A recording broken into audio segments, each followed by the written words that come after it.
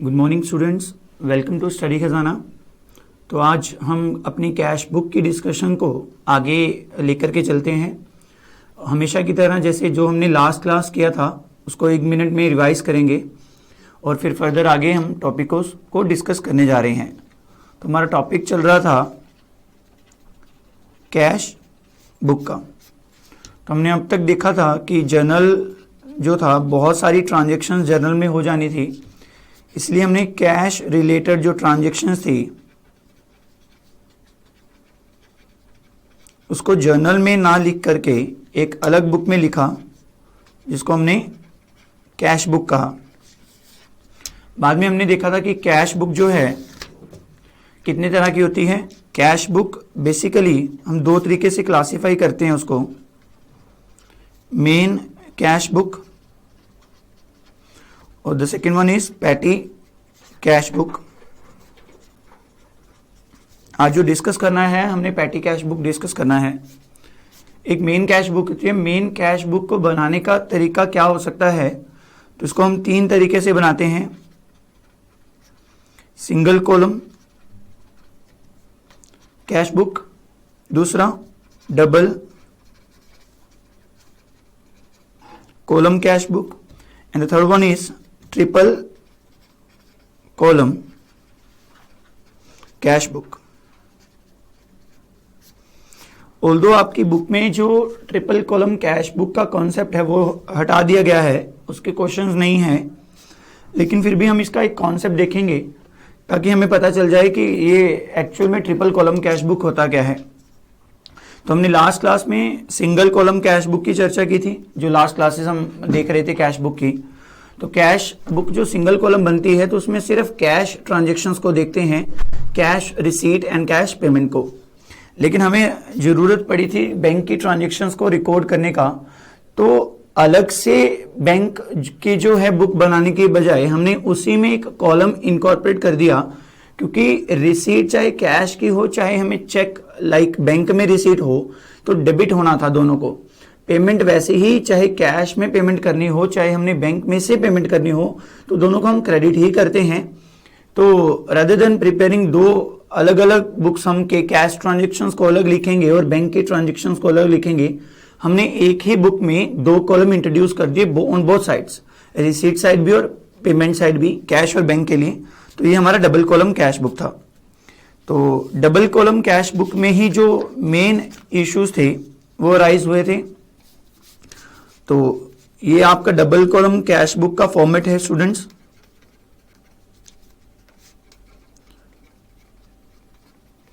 Double column cash book आप यहां पे लिखा करोगे, जो भी क्वेश्चन कहेगा कि आप मिस्टर राम के जो है अकाउंट्स में बुक्स में आप double column cash book prepare करो, तो यहां पे आपने प्रॉपर लिखना है इन द बुक्स ऑफ जो भी है मिस्टर राम। अगर नाम नहीं है तो ऐसा इस तरीके से हम छोड़ देंगे। तो यहां पे भी लिखना है double column cash book, amount in rupee. तो स्टूडेंट्स, आपने देखा होगा कि हम जब एक कैश बुक किया है, चाहे हमने जर्नल चैप्टर किया है, चाहे लेजर पोस्टिंग की थी, हमने फॉर्मेट की तरफ ध्यान नहीं दिया था कि एग्जैक्टली उसका फॉर्मेट क्या है, क्योंकि हम अपना ध्यान फॉर्मेट की तरफ नहीं लगाना चाहते, ताकि एक बार हमारा कॉन्सेप्ट स्ट्रॉन्ग हो जाए तो फॉर्मेट तो आप अपनी बुक में से भी चेक कर सकते हो कि हाँ इस तरीके से फॉर्मेट दिया हुआ है। तो फिर भी मैं एक फॉर्मेट को पूरा अभी भी नहीं बता रहा। तो हमने बेसिकली ये किया था डबल कॉलम कैश बुक में कि ये डेट है, इस साइड रिसीट्स लिखेंगे और 2 कॉलम लिखेंगे कैश के लिए और बैंक के लिए। फिर again debits, date, payments, cash और बैंक। इसमें एक और कॉलम होता है, वो है जर्नल फोलियो करके, लेकिन लेजर फोलियो करके, उसकी अभी चर्चा हम नहीं कर रहे कि क्या उसकी यूजफुलनेस है। जर्नल का भी फॉर्मेट जब देखेंगे तब बता देंगे कि उसमें जर्नल में भी एक लेजर फोलियो नाम का छोटा सा यहाँ पे फॉर्मेट जो है कॉलम दिया हुआ है, लेकिन फिलहाल हमें उसके लिए कोई ध्यान देने की जरूरत नहीं है। तो ये डेबिट साइड थी हमारी और ये क्रेडिट साइड थी। तो debit what comes in receipt थी, अगर कैश रिसीट हुआ तो कैश कॉलम में, अगर बैंक रिसीट हुआ तो बैंक कॉलम में। अगर कैश आया और पेमेंट कैश से हुई तो कैश में ही लिख देंगे पेमेंट, और बैंक से हुई या लाइक हमने चेक द्वारा पेमेंट की तो नेफ्ट की अकाउंट ट्रांसफर कर दे। नेफ्ट एक तरीका है किसी को अकाउंट ट्रांसफर करने का। आरटीजीएस अगर आपने नाम सुना हो, तो अगर हम बैंक के थ्रू पेमेंट कर रहे हैं, माध्यम चाहे कोई भी हो, चाहे आप चेक दे रहे हो, चाहे आप उसको आरटीजीएस करवा रहे हो, रियल टाइम ग्रोस सेटलमेंट, तो वो बैंक कॉलम में से डिडक्ट होगा, क्योंकि अल्टीमेट जो बैलेंस कम हो रहा है आपकी एक जो कैश की पॉकेट है उसमें से नहीं जा रहा, दूसरी पॉकेट जो बैंक है उसमें से जा रहा है। तो फिर हम एट द एंड इसको बैलेंस करते हैं कि रिसीट में से हम पेमेंट निकाल करके लिख देते हैं बाय बैलेंस कैरी डाउन। तो जो ये बैलेंसेस होते हैं, यहां पे हमारा क्वेश्चन खत्म नहीं होता। फॉर एग्जांपल हमें 31 जन का दिया था, ये बैलेंसेस को हमने 1 Feb को यहां पे ब्रॉड फॉरवर्ड करके बताना है, तो फिर हमारा ये क्वेश्चन कंप्लीट होगा। अदरवाइज हमारा जो क्वेश्चन के मार्क्स हैं वो एग्जाम में कट हो जाएंगे। In the books of students लिखना मत भूलना, प्रेजेंटेशन बहुत मैटर करती है। फिर आप लिखोगे double column cash book and amount in rupee है, कि जो ये अमाउंट के कॉलम है हम डॉलर्स में डील नहीं कर रहे, हम किस में डील कर रहे हैं, रुपीज में। तो ये एक सिंपल सा फॉर्मेट है, एग्जैक्ट फॉर्मेट आप अपनी बुक में से चेक कर सकते हो, लेकिन फिलहाल उसको ध्यान देने की जरूरत नहीं है। हम उसको अपनी बाकी क्लासेस में या क्लास के एंड में जब हमारा कैश बुक का चैप्टर कंप्लीट हो जाएगा तब टेकअप कर लेंगे। तो स्टूडेंट्स इसके बाद हमने डबल कॉलम कैश बुक में जो इश्यूज अराइज होने थे वो देखे थे। 7 के करीब इश्यूज हमने देख लिए थे, लाइक चेक रिसीव्ड है, चेक डिसऑनर्ड है, फिर बैंक चार्जेस का क्या ट्रीटमेंट होगा, बैंक इंटरेस्ट का क्या ट्रीटमेंट होगा, तो कॉन्ट्रा एंट्री था, फिर पर्सनल ड्राइंग था। आई थिंक 7 टॉपिक हो गए थे। 8th एज सच रजी कोई इशू नहीं है जर्नल एंट्री के रिगार्डिंग, एक सिंपल सा कॉन्सेप्ट है जो सिर्फ और सिर्फ डबल कॉलम कैश बुक में ही जो है आ सकता है, डबल कॉलम कैश बुक में। तो ये क्या है, ध्यान से देखना। हमने जब सिंगल कॉलम कैश बुक बनाई थी, अभी नोटिंग नहीं करना, इसके नोटिंग बाद में कर लेना। तो जब हमने सिंगल कॉलम कैश बुक बनाई थी like this, cash book, receipt, amount, यहां पे कैश लिखने की जरूरत नहीं है, हम अमाउंट लिख देते थे directly, payment, amount, debit, credit. तो अगर याद हो, मैंने आपको कहा था कि इस तरीके से हम रिसीट्स लिखते हैं। टू राम्स कैपिटल से पैसा आया 4 लाख, हमने सेल की, टू सेल्स 1 लाख, हमें रेंट रिसीव हुआ, टू रेंट 1 लाख। तो बाय हमने पेमेंट्स करनी शुरू कर दी, बाय हमने परचेज की, हमने कुछ प्लांट एंड मशीनरी परचेज की, उसके बाद परचेज ऑफ गुड्स की, प्लांट एंड मशीनरी खरीदी, तो 1.5 लाख और लेट्स से 2 लाख। तो हम इसके बाद एक काम करते थे स्टूडेंट्स, वो क्या था कि इसको बैलेंस करते हैं। क्या करते हैं, बैलेंस करते हैं। तो मैं आपसे क्वेश्चन पूछता था कि बताओ कौन सी साइड बड़ी है, कौन सी साइड बड़ी है। तो आपने क्या कहा था कि पहले तो कहा था कि भैया देख लेंगे सर हम कि कौन सी साइड बड़ी है और अपोजिट साइड बैलेंस निकाल देंगे। बट मैंने कहा था कि कैश वाले कॉलम में, कैश बुक में हमेशा रिसीट साइड ही जो है ज्यादा होगी, क्योंकि जितना पैसा आया है हमारे पास उससे ज्यादा हम खर्च कर ही नहीं सकते। तो कैश बुक में अगर सिंगल कॉलम कैश बुक है, जैसे सिंगल कॉलम कैश बुक, तो उसमें हम डेबिट साइड का टोटल पहले लगाते हैं। तो 4, 5, 6 लाख की हमें रिसीट हुई, जिसमें से हमने 3,50,000 जो है पे कर दिया। तो हमारे पास बैलेंस कितना बचा, 2.5 लाख।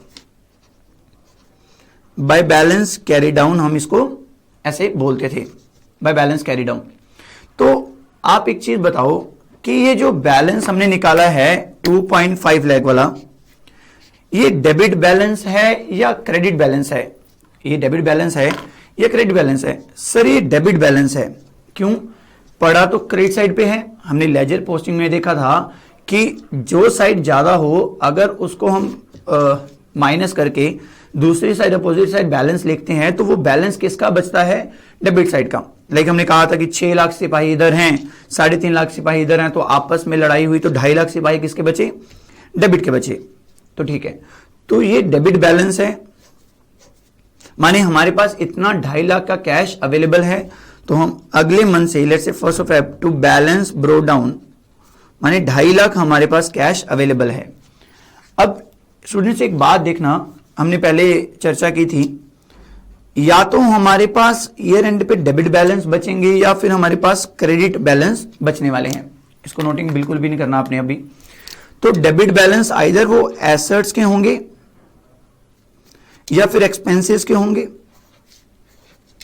घूम फिर के वही 4 चीजें हैं यहां से हम जहां से हमने कहानी शुरू की थी कि बिजनेस में 4 ही चीजें, इनकम, एक्सपेंस, एसेट, लायबिलिटी। तो क्रेडिट बैलेंस इनकम का होगा या फिर लायबिलिटी का होगा। अब मुझे ये बताओ कि ये बैलेंस जो है वो डेबिट बैलेंस है कि क्रेडिट बैलेंस है? सर ये डेबिट बैलेंस है। तो वेदर बैलेंस एसेट है कि हमारा एक्सपेंस है? सर एसेट है, कैश हमारी एसेट होती है। तो वही ये कैश बुक का जो बैलेंस कैरी फॉरवर्ड किया है, ये यही शो कर रहा है कि हमारे पास 2.5 लाख की एसेट है, माने हमारे पास कैश अवेलेबल है। सर आप कहना क्या चाहते हो, आप डबल कॉलम कैश बुक पढ़ाते पढ़ाते सिंगल कॉलम पे क्यों चले गए? ध्यान से देखना, अभी जो मैं डिस्कशन करने जा रहा हूं, तो मैं कह रहा हूं कि अगर मान लो हमारे पास डबल कॉलम कैश बुक है। जी सर है। Cash bank, cash bank. तो मैं फॉर द टाइमिंग कैश वाले कॉलम की बात नहीं कर रहा क्योंकि उसका हमें कॉन्सेप्ट पता है। मैं सिर्फ और सिर्फ फोकस किस पे करवा रहा हूं आपका, जो बैंक कॉलम है। तो it's my double column cash book, double column cash book, double column cash book. ठीक है, तो हमें नॉर्मल तरीके से रिसीट्स आनी शुरू हुई। तो हमें कहीं से रोहन से पैसे आए, चेक दे दिया उसने, तो 50,000 हमें फिर, तो हमारा बैलेंस भी पड़ा था यहाँ पे पिछले साल का, तो बैलेंस ब्रो डाउन, 10,000 हमारा बैंक में बैलेंस पड़ा है, ये मैंने आपको बताया था। 10,000 बैलेंस पड़ा है हमारे पास। तो रोहन 50,000 हमने सेल्स की, हमें चेक रिसीव हो गया 30,000।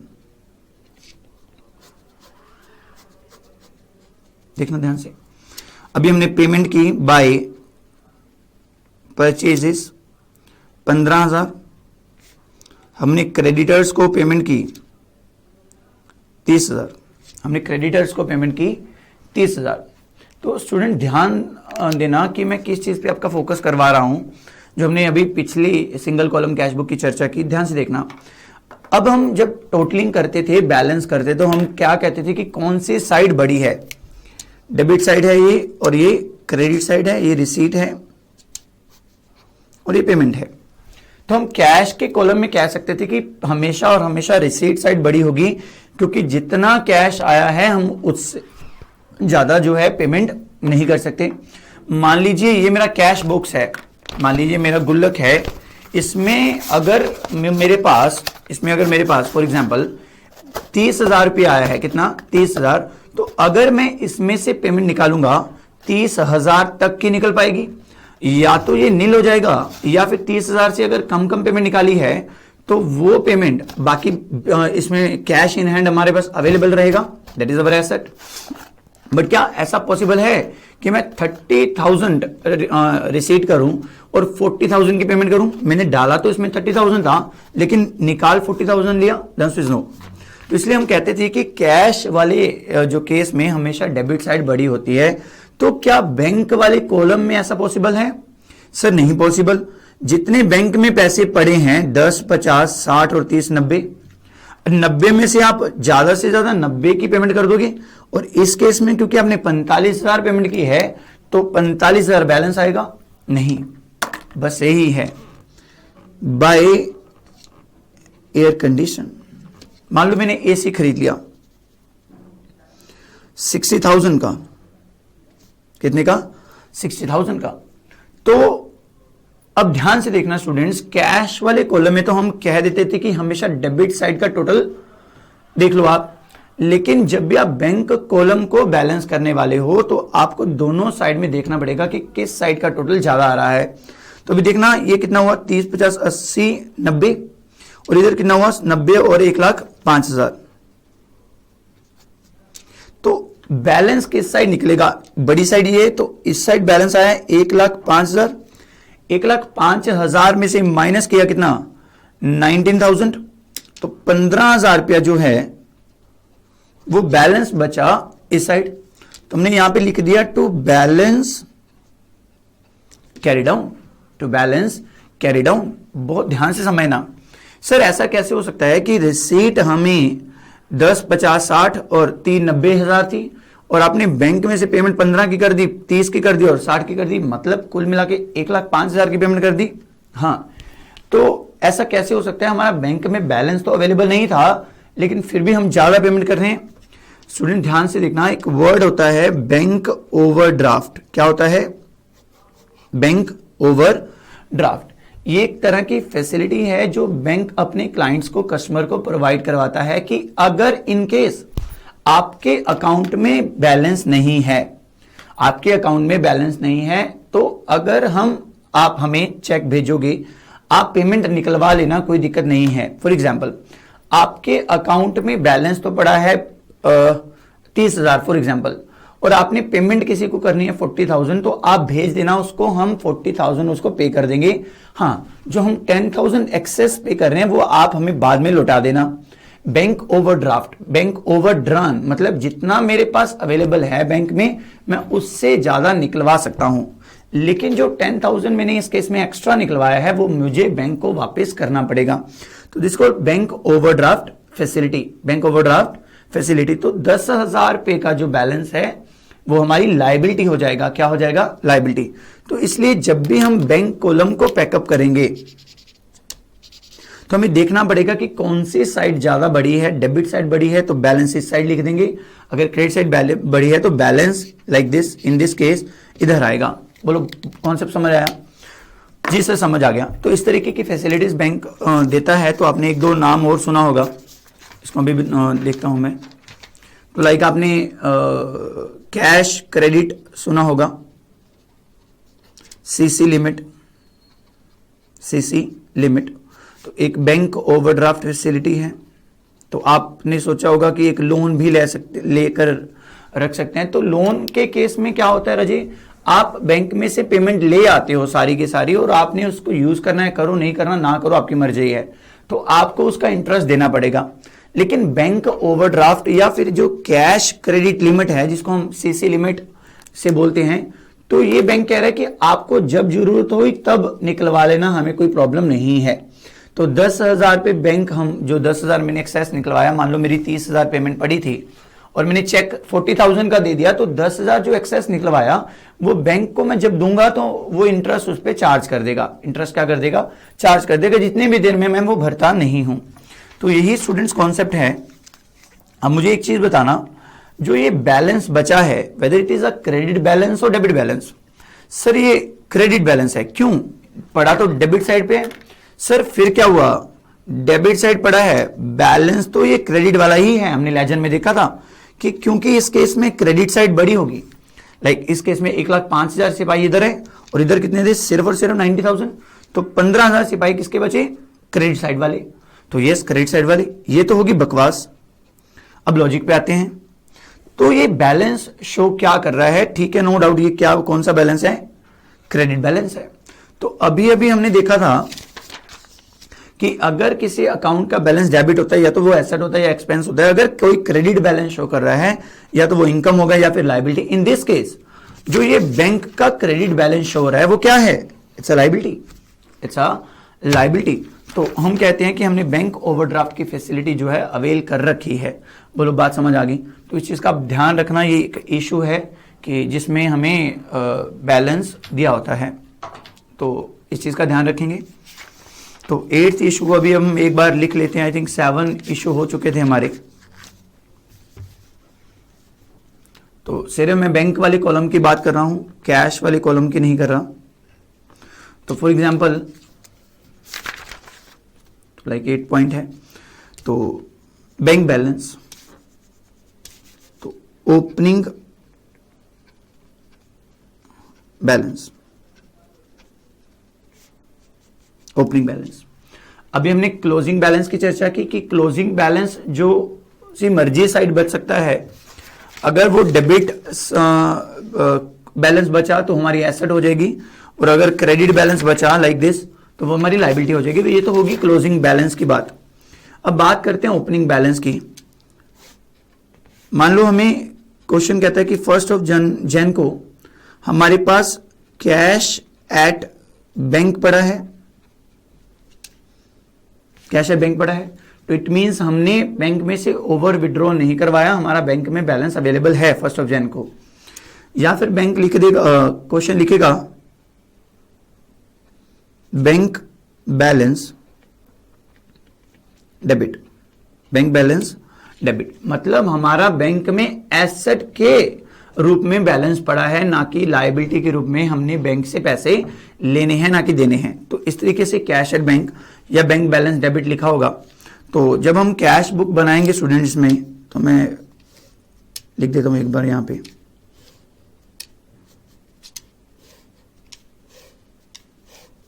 तो कैश कॉलम का अभी हमें कोई सीन नहीं है, तो हम यहां पे क्योंकि ये डेबिट बैलेंस है तो डेबिट साइड ही उतारेंगे, डेबिट बैलेंस है तो डेबिट साइड ही उतारेंगे। Balance brought down for example 30,000। तो यहां पे हम कैश वाली कॉलम में नहीं बैंक वाली कॉलम लिख देंगे कि हमारे पास 30,000 अवेलेबल है, 30,000 अवेलेबल है।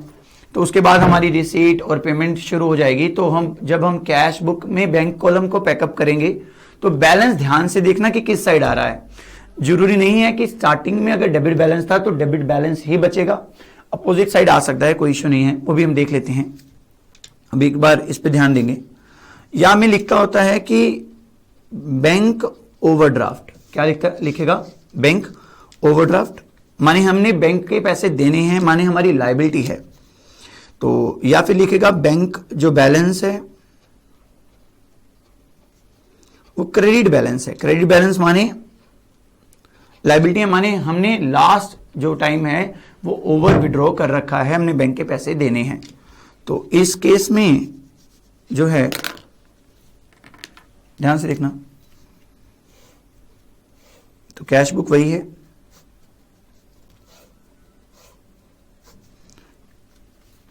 Cash bank, cash bank. सुन ध्यान देना, कैश का बैलेंस जो है वो हमेशा और हमेशा अगर होगा तो एसेट ही होगा, बट बैंक के बैलेंस को आपको ध्यान से देखना पड़ेगा, क्या वो डेबिट बैलेंस की बात कर रहा है या क्रेडिट बैलेंस की बात कर रहा है, माने पॉजिटिव बैलेंस की बात कर रहा है कि नेगेटिव बैलेंस की बात कर रहा है कि 30,000 तो थे, हमने 40,000 विड्रॉ कर लिए, 10,000 नेगेटिव चला गया। तो यहां पे लिखेंगे हम बाय बैलेंस ब्रो डाउन कितना, लेट्स से 30,000। तो ये 30,000 हमने क्रेडिट साइड लिखा।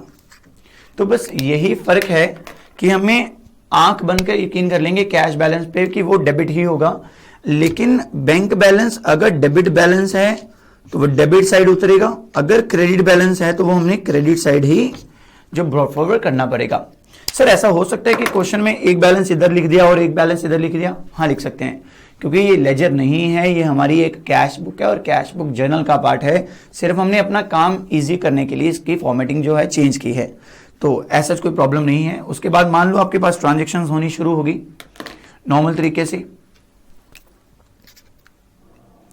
तो नॉर्मल तरीके से हम ट्रांजेक्शन्स करते हैं।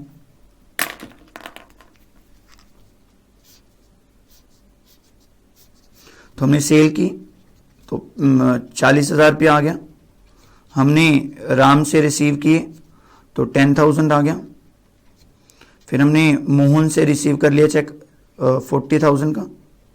तो लास्ट में तो वही काम है हमारा। कैश बुक में कौन सी साइड बड़ी होगी? हमेशा डेबिट साइड, या तो होगा ही नहीं या फिर डेबिट बैलेंस बचेगा। 40 में से इधर मान लो कुछ भी नहीं है, तो 30,000 हमारे पास क्या बचा? To balance brought down. Bank का बैलेंस बहुत ध्यान से रखना, क्लोजिंग बैलेंस की किस साइड आ रहा है, क्योंकि जिस साइड आया अपोजिट साइड हमें जो है वो कैरी फॉरवर्ड करना है। तो इधर 50,000 है, 30,000 है, तो बैंक का बाय चांस बैलेंस इधर आ गया 20,000। तो ये दोनों बैलेंस हम क्या करेंगे? To balance brought down 30, 20।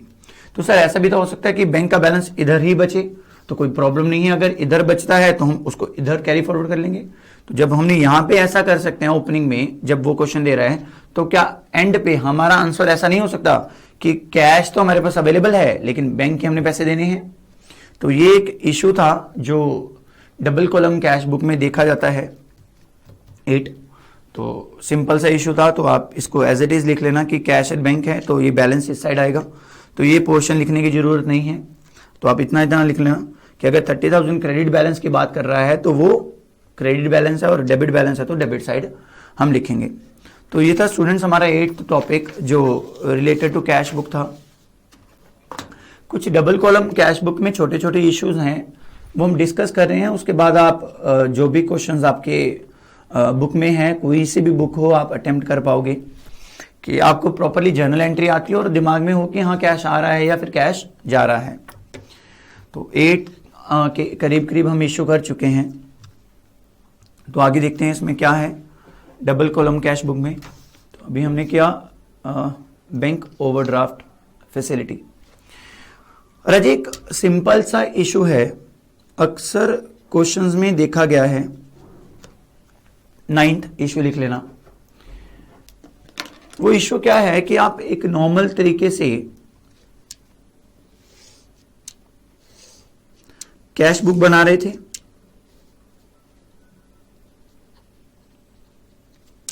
हालांकि मुझे करवाने की जरूरत नहीं है ये एडजस्टमेंट, क्योंकि आप लोग इतने इंटेलिजेंट हो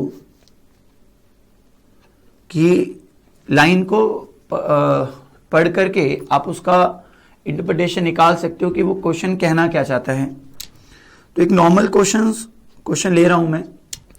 तो टू बैलेंस ब्रोट डाउन, 10,000 हमारे पास कैश था, 15,000 बैंक में डेबिट बैलेंस पड़ा था। अगर ये ओवरड्राफ्ट होता तो स्टार्टिंग में मैं इस साइड पे लिख लेता। तो 1 Jan, 2 Jan, वट डेट में अभी कंसीडर नहीं कर रहा। राम से मैं 15,000 की पेमेंट आई। फिर हमने जो फर्नीचर था सेल किया, सेल ऑफ फर्नीचर, 8,000 हमें वहां से रियलाइज हुआ, चेक रियलाइज हो गया। तो बहुत है। अभी 15 Jan हमने कुछ स्टेशनरी परचेज की है 1,000 की कैश में से, और बाय जो है ओके बाय क्या लिखोगे आप, बाय परचेजेस आपने 3,000 की परचेज कर ली है। तो स्टूडेंट नॉर्मल क्वेश्चंस की तरह है कि हमें कुछ ट्रांजैक्शंस दिए होंगे, ओपनिंग बैलेंस दिए हैं कैश या बैंक के, तो कैश का अगर डेबिट बैलेंस है तो इधर डेबिट ही होगा कैश का। तो अगर बैंक का डेबिट है तो डेबिट साइड, अगर क्रेडिट है तो क्रेडिट साइड, वो कोई इश्यू नहीं है। आप इसको नॉर्मल तरीके से पैकअप करते हो और पैकअप करने के बाद बैलेंस निकालते हो कि डेबिट बैलेंस बच रहा है या क्रेडिट बैलेंस बच रहा है in the case of bank, और डेबिट बैलेंस बच रहा है in the case of cash. आप बैलेंस निकालते हो, यहां पे लिख के बाय बैलेंस कैरी डाउन। 15 और 10 25, 25 में से 1,000 माइनस किया 23,000, और 15 और 8 23, 23 में से 3,000 माइनस किया 20,000। ये आपके बैलेंस कैरी डाउन है, ये आपके क्या है, बैलेंस कैरी डाउन है। बट कई बार क्वेश्चन में लास्ट जो ट्रांजैक्शंस होती है उसको ध्यान में रखना। क्वेश्चन एक लाइन बोलता है, एक हालांकि छोटा सा कॉन्सेप्ट है कि deposit all the cash in bank, all the cash in bank account in excess of ₹4,000। बहुत ध्यान से देखना, in excess of 4,000। तो वो क्वेश्चन में एक चीज बता रहा है कि आप जितना भी आपके पास कैश अवेलेबल है, वो तो हमने बैलेंस कैरी डाउन निकालना था, जितना भी आपके पास कैश अवेलेबल है, अगर 4,000 के ऊपर कैश अवेलेबल है तो 4,000 के ऊपर जितना भी कैश है वो आप बैंक में जमा करवा दो। वैसे हम नॉर्मली ट्रांजेक्शन्स कर करके जो है फिर बैलेंस निकालते थे, लेकिन इसने इस क्वेश्चन में कह दिया कि आपको 4,000 रुपया ही अपना बैलेंस जो है बुक्स में रखना है इन कैश, जो भी है in the form of cash in hand. तो स्टूडेंट इस केस में थोड़ा सा जो क्वेश्चन है उसको पैकअप करने का तरीका थोड़ा सा बदल जाता है। नॉर्मल क्वेश्चन में हम क्या करते थे, डेबिट साइड कैश की देखो सर 25,000 माइनस 1,000 24,000 आ गया। फिर बैंक के केस में हम दोनों साइड में से देख लेंगे कि कौन सी साइड बड़ी है, ठीक है। लेकिन इस चीज को ध्यान से पढ़ना कि हम करने क्या वाले हैं, deposit all the cash in excess of 4,000 in bank account, चाहे जैसे मर्जी लिख लो कि 4,000 से ऊपर जो है कैश वो बैंक में जमा करवाना है। तो इस क्वेश्चन को पैकअप करने के लिए स्टूडेंट्स आप क्या करोगे, आप देखना पहले कैश कॉलम को पैकअप करो 10 और 15 25। ऑब्वियस है कि ये डेबिट साइड ही बड़ी होगी, इसमें कोई दो राय नहीं है, कोई दुविधा नहीं है। तो 25,000 में से 1,000 माइनस किया आपने रफली, तो आया 24,000। तो क्या आया 24,000। और वो कह रहा है कि 4,000 से ऊपर आप जितना भी कैश आया है आप बैंक में जमा करवा दो। तो इन शॉर्ट वो कह रहा है कि आप अपने पास बैलेंस 4,000 ही लिखो। आप अपने पास बैलेंस कितना लिखो 4,000, इसके ऊपर वाला जितना भी बैलेंस है आपको बैंक में जमा करवाना पड़ेगा। अब बहुत ध्यान से देखना कि इसने कैश बैलेंस हमें पहले से बता दिया कि इतना रखना है। तो 15 और 25 रिसीव हुआ, 1,000 की पेमेंट होगी, 23 24 में से 4 रख लिया, बाकी 20 कहां पे जाएगा, बाकी जो 20 जाएगा वो बैंक अकाउंट में जमा करवाना है। तो आप मुझे ये बताओ क्या ये कॉन्ट्रा हुई या नहीं हुई। अगर बैंक में हम कैश जमा करवाते तो एंट्री क्या लिखते हैं, bank account debit to cash. 20,000 हमने जो कैलकुलेट किया है कि 4,000 से ऊपर जो भी कैश है हम वो क्या करेंगे, डिपॉजिट करवा देंगे। ध्यान से देखना। तो इस केस में हमने पहले जो जहां पे हम कैश बुक खत्म होते हैं वहां पे बैलेंस निकाल लिया, एक लाइन छोड़ करके। अब यहां पे पोस्टिंग करनी है कि भैया 25,000 में से एक की पेमेंट होगी, 4 जो है बैलेंस बचा हुआ है, ये हो गया 5,000 हो गया, बाकी का 20,000 कहां गया। तो हमने इसके ऊपर लिखना है 20,000 हमने भैया बाय बैंक में जमा करवा दिया, ये हमारी कॉन्ट्रा थी।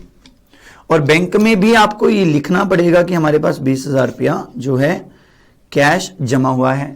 ये नॉर्मली जो मंथ एंड है तब होगा, लाइक 31 जन। बेशक ये एंट्री हमें बैलेंस करने के बाद पता चलिए कि कितना डिपॉजिट करवाना है, बट आप लिखोगे ऊपर ही, क्योंकि बैलेंस कैरी डाउन हमेशा क्या आएगा, नीचे आएगा। तो उसके बाद पैकअप होगा किसका, बैंक अकाउंट का। अब देखना पड़ेगा कि कौन सी साइड बड़ी है, वो कोई इश्यू नहीं है। तो इधर तो 3 ही है, इधर 15 23 और 20 43। तो 43,000 माइनस 3,000 40,000 हमारे पास जो है बैंक बैलेंस है। ये साइड भी बड़ी हो सकती थी तो बैलेंस उसका उस साइड आ जाएगा। क्या ये क्वेश्चन कंप्लीट हो गया? नहीं सर, अभी जब तक ये हम काम नहीं करेंगे हम सांस नहीं लेंगे, क्योंकि आपने कहा है कि इसका 1 मार्क कट सकता है।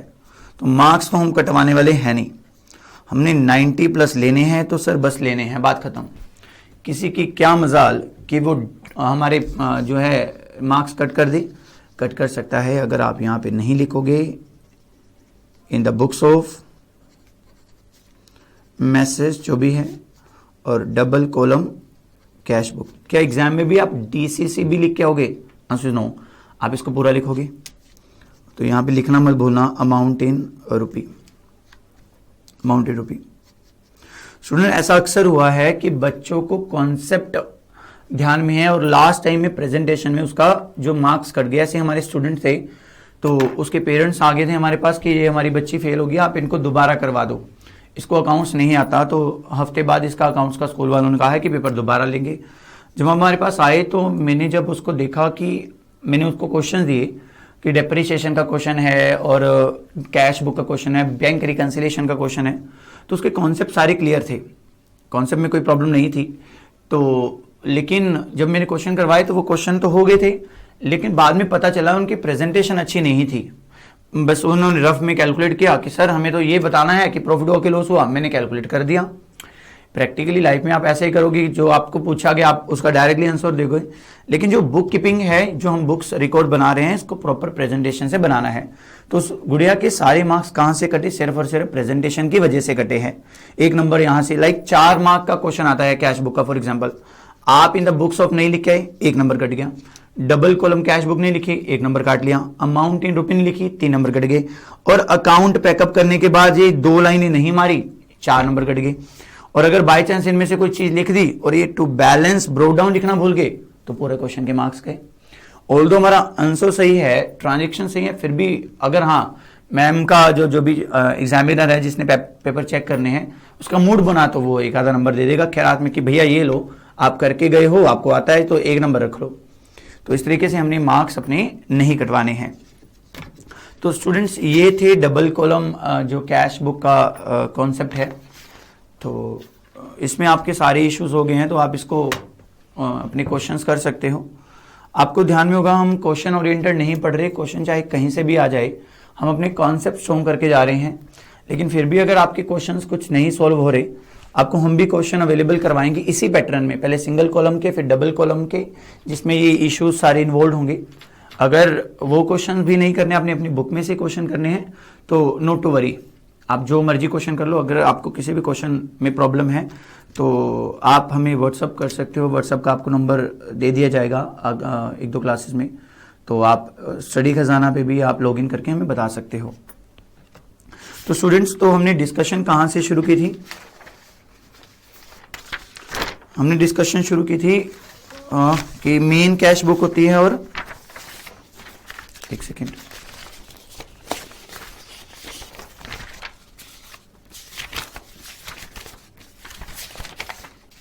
ये वाला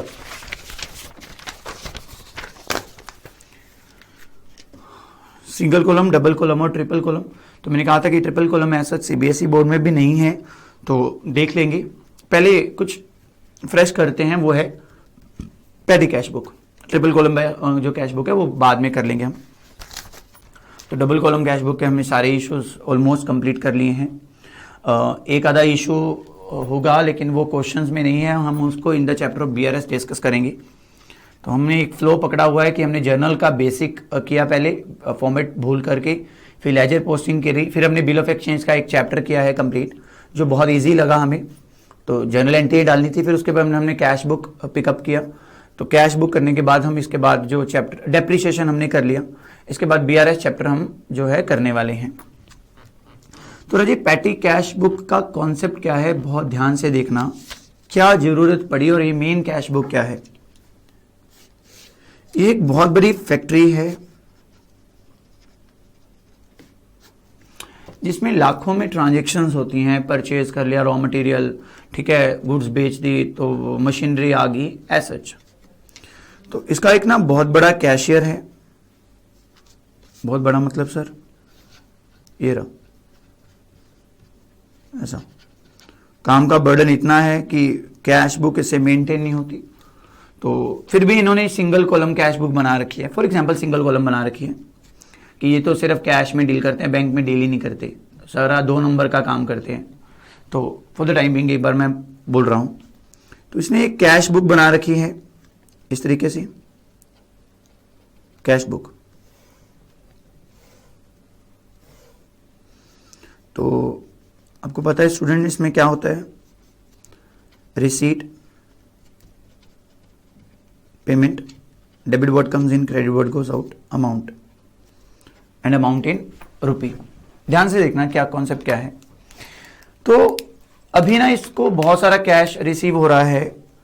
टू सेल्स इन्होंने की 45 लाख, सेल्स इन्होंने की कितनी, 45 लाख, ठीक है। तो उसके बाद इन्होंने कुछ स्क्रैप जो है सेल की 8 लाख की, ठीक है। तो उसके बाद इनको जो इनके डेटर्स थे उनसे पेमेंट रिसीव होगी। कैलकुलेटर दे दीजिए।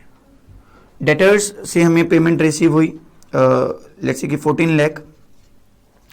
तो इधर पेमेंट भी बड़ी बड़ी हो रही हैं बाय स्टाफ को सैलरीज दे दी 3 लाख की, और इन्होंने कोई प्लांट एंड मशीनरी खरीदी है 2.5 लाख की, लेट से 2.5 लाख की।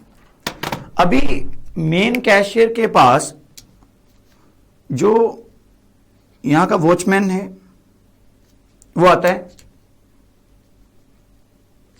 सर एक 100 रुपीज देना।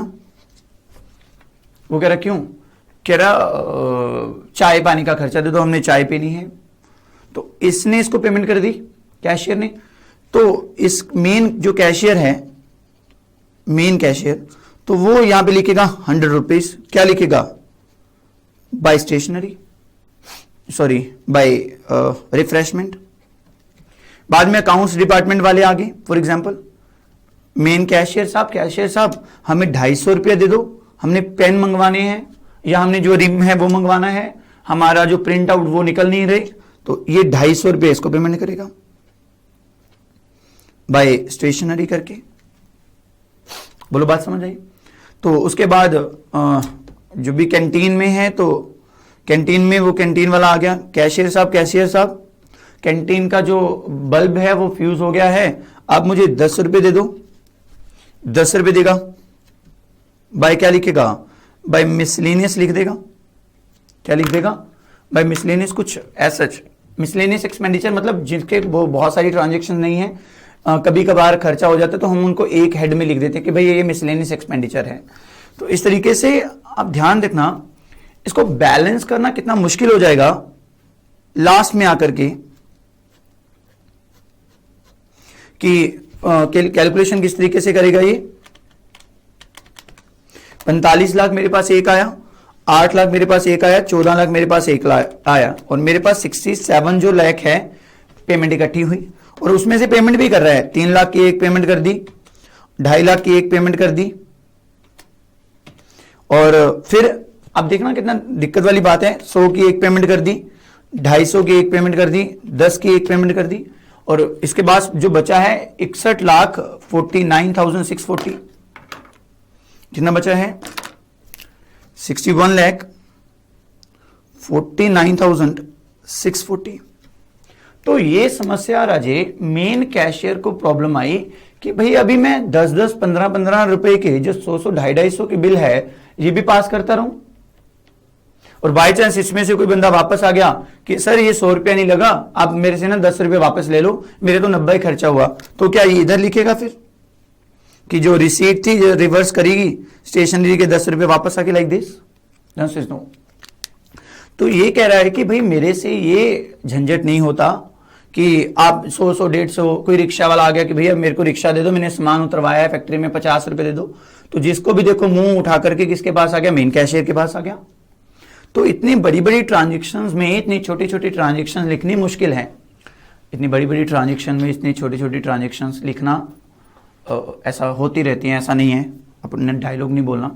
तो इतनी बड़ी बड़ी ट्रांजेक्शन्स के साथ इतनी छोटी छोटी ट्रांजेक्शन्स होती नहीं रहती, तो उसको अलग करना है। उसको क्या करना है? अलग करना है।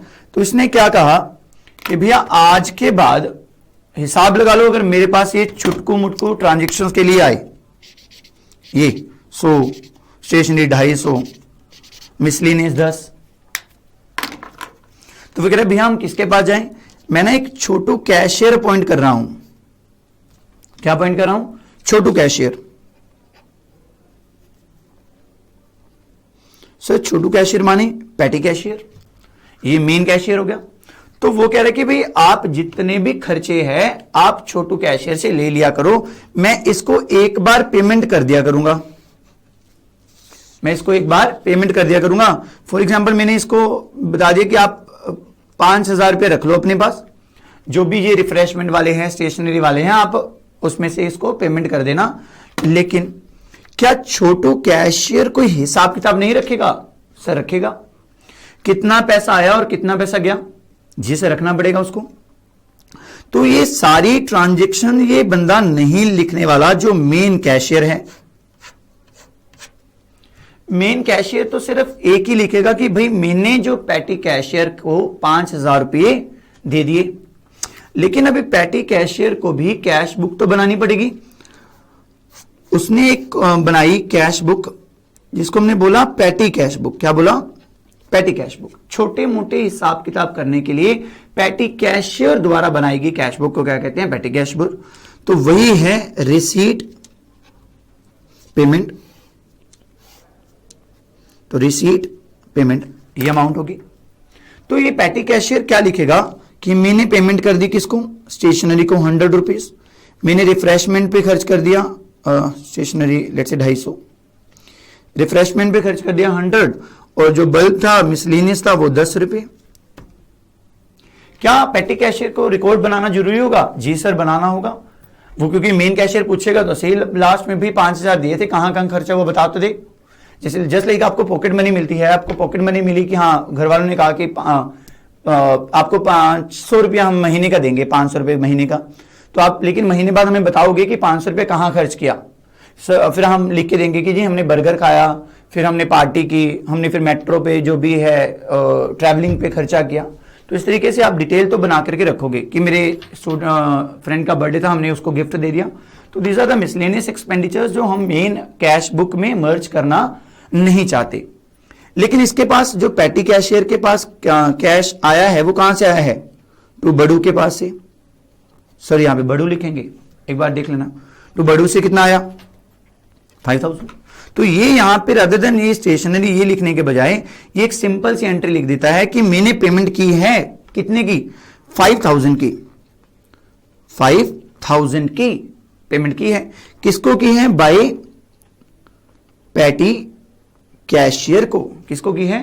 पैटी कैशियर को, छोटू कैश को, छोटू को। तो यहां पे भी हम लिखते हैं टू मेन कैशियर कि मेन कैशियर के पास से मेरे पास 5000 आ गया, और पैटी कैशियर को ये लिखेगा कि मैंने दे दिया। तो इसको बैलेंस करना डिफिकल्ट नहीं रहेगा अब। तो ये सिंपल लिखेगा कि हाँ भैया 45 लाख एक आया था, 8 लाख एक आया था और 14 लाख एक आया था, हमारे पास 67 लाख रिसीव हुआ। उसमें से हमने 5.5 लाख की तो पेमेंट कर दी, 61,50,000 और 5,000 की एक पेमेंट वो कर दी, और 61 लाख जो है 45,000 हमारे पास बैलेंस बचा है। तो इसी तरीके से जो पैटी कैशियर है वो भी अपने अकाउंट बैलेंस करेगा, कोई इश्यू नहीं है। 5,000 इधर आया। अच्छा डेबिट साइड बड़ी होगी या क्रेडिट साइड? सर क्या बकवास करते रहते हो, डेबिट साइड बढ़ेगी। 5,000 है जी सर 5,000 है, क्योंकि रिसीट जितनी है उससे ज्यादा पेमेंट तो कर ही नहीं सकता। 250, 100, 350, 400 पेमेंट कर दिए, 4600 बाय बैलेंस कैरी डाउन बचा। इजी है।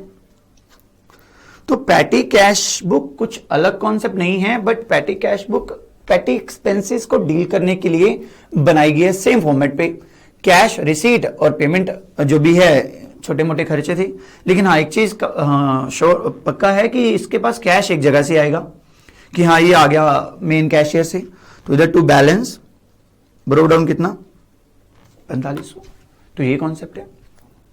तो इसलिए हमने कहा था कि जो कैश बुक है वो दो तरह की होती है। मेन कैश बुक,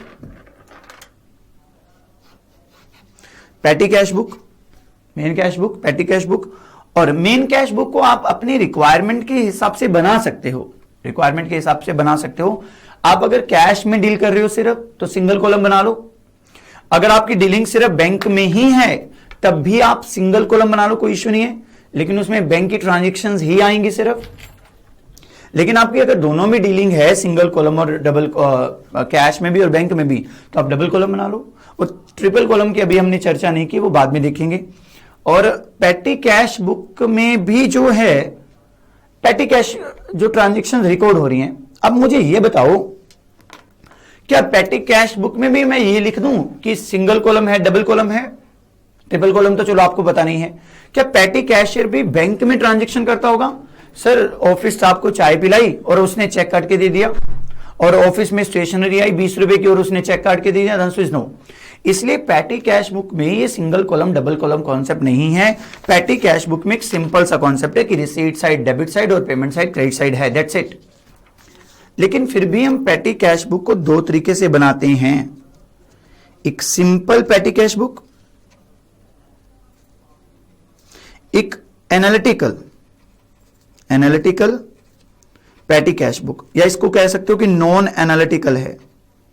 सर ये क्या मतलब हुआ नॉन एनालिटिकल और analytical cash book, patty cash book? इसके बारे में देखेंगे कि क्या है स्टूडेंट्स, लेकिन फॉर द टाइमिंग आप इतना कॉन्सेप्ट ध्यान में रखना कि पैटी कैश बुक कोई अलग से बहुत इंपॉर्टेंट कॉन्सेप्ट नहीं है, लेकिन बस पैटी ट्रांजेक्शन्स को, छोटी मोटी ट्रांजेक्शन्स को रिकॉर्ड करने के लिए हमने अलग से एक बंदा अपॉइंट कर रखा है जो उसमें वो ट्रांजेक्शन्स रिकॉर्ड करता है, जस्ट लाइक आप अपनी पॉकेट मनी का हिसाब रखते हो। तो सिर्फ इतना हम कर करके आज की क्लास हम यहीं खत्म करना चाहते हैं ताकि आपको हैवी ना लगे। तो इसको आप एक बार रिवाइज करना, जो हमने डबल कॉलम कैश बुक के कॉन्सेप्ट किए थे उसको बार बार से रिवाइज करते रहना ताकि एग्जाम में क्वेश्चन गलत ना हो।